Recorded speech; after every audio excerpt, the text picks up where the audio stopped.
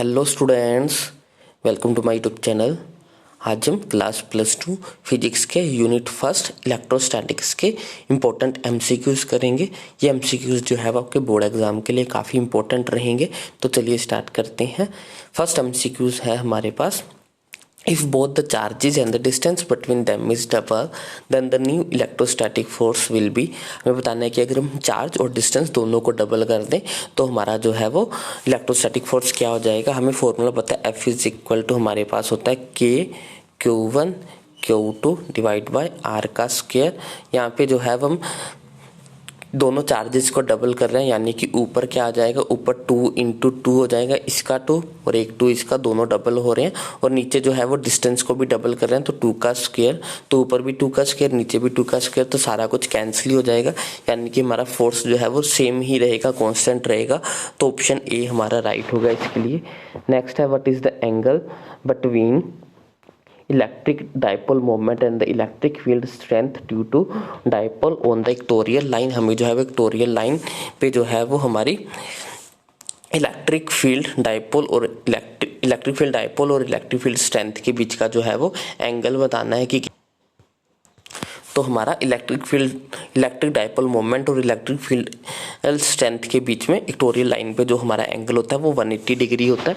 तो ये हमारा 180 डिग्री, ऑप्शन सी राइट होगा। नेक्स्ट है, कैपेसिटेंस डिपेंड अपॉन। कैपेसिटेंस जो है वो साइज, शेप और उस कंडक्टर के बीच में क्या है उसके ऊपर डिपेंड करता है। तो इसके लिए ऑप्शन बी राइट होगा, size of the conductor. Next है, soap bubble is given a negative charge then its radius. जब भी हमारा नेगेटिव चार्ज आता है तो नेगेटिव चार्ज अपने साथ इलेक्ट्रॉन्स को लेके, और इलेक्ट्रॉन का कुछ ना कुछ मास होता है जिसके कारण उसका जो है वो मास बड़ा हो जाता है, जिससे उसका वॉल्यूम भी इंक्रीज होगा। तो इसका जो है वो जब सोप बबल है उसके ऊपर नेगेटिव चार्ज होगा तो उसका रेडियस जो है वो इंक्रीज हो जाएगा। तो ऑप्शन बी इसके लिए राइट होगा। नेक्स्ट है, the capacitance of parallel plate capacitor increases. जो हमारा पैरेलल प्लेट कैपेसिटर है उसका जो कैपेसिटेंस है वो कैसे जो है वो इंक्रीज होगा, decreasing of its area, increasing of its distance, increases of its area. जैसे हम एरिया को इंक्रीज करेंगे वैसे जो है वो कैपेसिटेंस भी जो है वो इंक्रीज होगी। आगे है, इलेक्ट्रिक डाइपोल मोमेंट की यूनिट हमें बतानी है। इलेक्ट्रिक डाइपोल मोमेंट का फॉर्मूला हमारे पास होता है चार्ज इंटू 2a। चार्ज का जो है वो यूनिट हमारे पास जो है वो कूलम हो जाएगा। ए जो है वो डिस्टेंस होता है तो इसकी मीटर हो जाएगी। तो हमारे पास जो डाइपोल मोमेंट की यूनिट होती है वो कूलम मीटर, यानी कि ऑप्शन ए राइट होगा। Next question, question number 7, work done to move the charge on the equipotential surface from one point to another. अगर हम इक्विपोटेंशियल सरफेस पे किसी चार्ज को एक पॉइंट से दूसरी पॉइंट तक लेके जाना चाहते हैं तो वर्क डन 0 होता है, क्योंकि वहाँ पे हर जगह पे पोटेंशियल डिफरेंस जो है वो सेम रहता है। नेक्स्ट है, the direction of electric dipole moment is. Electric dipole moment की जो डायरेक्शन है वो हमारी नेगेटिव टू पॉजिटिव होती है। तो ऑप्शन ए हमारा राइट होगा इसके लिए। नेक्स्ट है, direction of electric field. Electric field की डायरेक्शन जो है वो हमारी पॉजिटिव टू नेगेटिव होती है। तो इसके लिए भी ऑप्शन ए जो है वो हमारा राइट होगा। डाइपोल मोमेंट की नेगेटिव टू पॉजिटिव होती है और इलेक्ट्रिक फील्ड की पॉजिटिव टू नेगेटिव होती है। नेक्स्ट है हमारे पास, electric potential is. Electric potential जो है वो स्केलर है या वेक्टर क्वांटिटी है वो हमें बताना है। तो हमारा जो इलेक्ट्रिक पोटेंशियल होता है वो एक स्केलर क्वांटिटी है। नेक्स्ट है, number of charges in 1 coulomb of charge. जो 1 कूलम ऑफ चार्ज होता है उसके ऊपर उसमें कितने इलेक्ट्रॉन्स होते हैं, तो इसको हम जो है वो फाइंड आउट कर सकते हैं 1 को डिवाइड करके 1.6 × 10⁻⁻19 से। तो इसको जब हम सोल्व करेंगे तो हमारे पास आंसर आता है 6.25 × 10⁻18, जो कि ऑप्शन ए में है। तो क्वेश्चन नंबर 11 के लिए ऑप्शन ए हमारा जो है वो राइट हो जाएगा। नेक्स्ट क्वेश्चन है, if 10⁻19 electrons are removed from a neutral plate then the electric charge on the plate will be. क्योंकि इसमें से जो है वो 10⁻19 इलेक्ट्रॉन निकाल लिए गए हैं तो इसके ऊपर जो है वो पॉजिटिव चार्ज आ जाएगा। पॉजिटिव चार्ज आएगा, कितना आएगा, अब एक इलेक्ट्रॉन के ऊपर कितना चार्ज है 1.6 × 10⁻19 और हमने कितने निकाल लिए, हमने निकाले हैं 10⁻19, तो ये कैंसिल हो जाएगा। तो हमारे पास आंसर आ जाएगा 1.6 पॉजिटिव में। तो इसका आंसर होगा हमारा क्वेश्चन नंबर 12 के लिए ऑप्शन बी जो है वो हमारा राइट होगा, पॉजिटिव 1.6। नेक्स्ट क्वेश्चन है,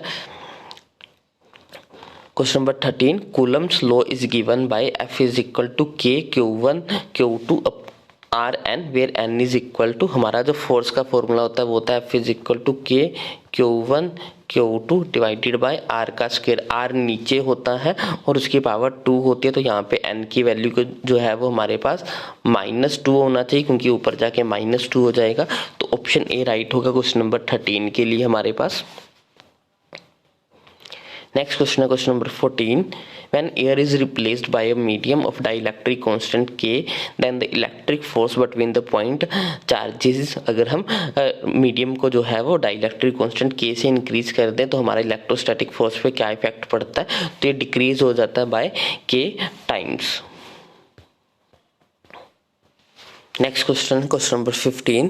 Electric field required to keep a water drop of mass m just to suspend when the charge with 1 electron is, हमें जो है वो बताना है कि कितनी इलेक्ट्रिक फील्ड जो है वो चाहिए एक वाटर ड्रॉप को सस्पेंड रखने के लिए। जो हमारे पास इलेक्ट्रिक फील्ड होती है उसका फॉर्मूला होता है E is equal to F upon charge. अब फोर्स क्या होता है, फोर्स हमारे पास होता है मास इनटू ग्रेविटी, तो ये हो जाएगा mg, चार्ज कितना है, चार्ज उसके ऊपर E है, 1 इलेक्ट्रॉन है, तो ये हो जाएगा mg अपॉन E, जो कि ऑप्शन सी में है। तो क्वेश्चन नंबर 15 के लिए ऑप्शन सी जो है वो हमारा राइट हो जाएगा। Next question, question number 16, an electric dipole of dipole moment P is placed in the uniform electric field of strength E. If theta is the angle between P and E, then the potential energy of the dipole moment becomes maximum when theta is, तो हमारा ये potential energy maximum तब होगी जब हमारा theta जो है वो 180 डिग्री होगा। नेक्स्ट क्वेश्चन, नेक्स्ट है हमारे पास question number 17, A charge Q is placed at the center of the cube.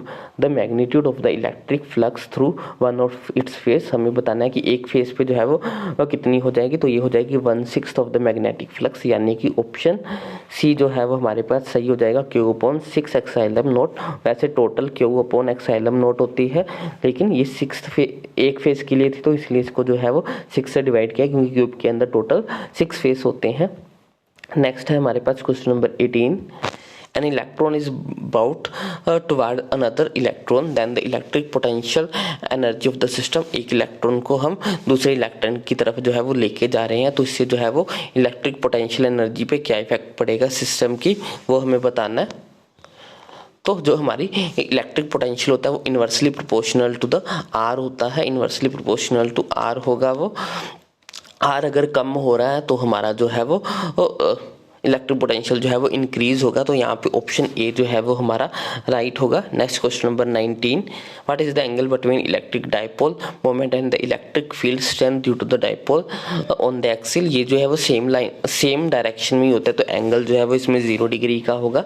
Next है हमारे पास question number 20, SI unit of permittivity of free space, हमें जो है परमिटिविटी की जो है वो एसआई यूनिट बतानी है, तो ये होती है कूलम स्क्वायर पर न्यूटन मीटर स्क्वायर, यानी कि ऑप्शन डी इसके लिए राइट होगा। नेक्स्ट है question number 21, unit of linear charge density, linear charge density होती है हमारे पास charge coulomb divided by metre, यानी कि कूलम पर मीटर, यानी कि ऑप्शन बी जो है वो इसके लिए राइट होगा। नेक्स्ट है question number 22, absolute permittivity of free space, इसकी वैल्यू जो है वो हमारे पास होती है 8.85 × 10⁻⁻12, यानी कि ऑप्शन सी इसके लिए राइट होगा।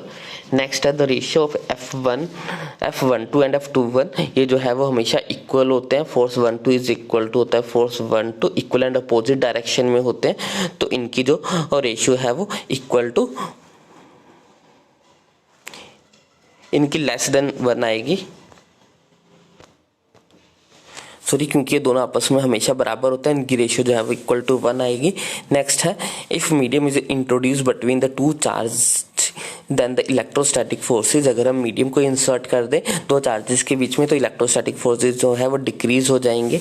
नेक्स्ट है हमारे पास an object has the excess of charge of -1.92 × 10⁻⁻7 coulomb, how many electron does it have, हमें इलेक्ट्रॉन बताना है कि कितने होंगे। चार्ज है हमारे पास 1.92 इंटू 10 की पावर -7 डिवाइड बाय इसको चार्ज ऑफ इलेक्ट्रॉन जो कि होता है 1.6 इंटू 10 की पावर -19, इसको डिवाइड करेंगे तो हमारे पास जो है वो आंसर आ जाएगा 120। तो क्वेश्चन नंबर 25 के लिए ऑप्शन सी जो है वो हमारा राइट होगा।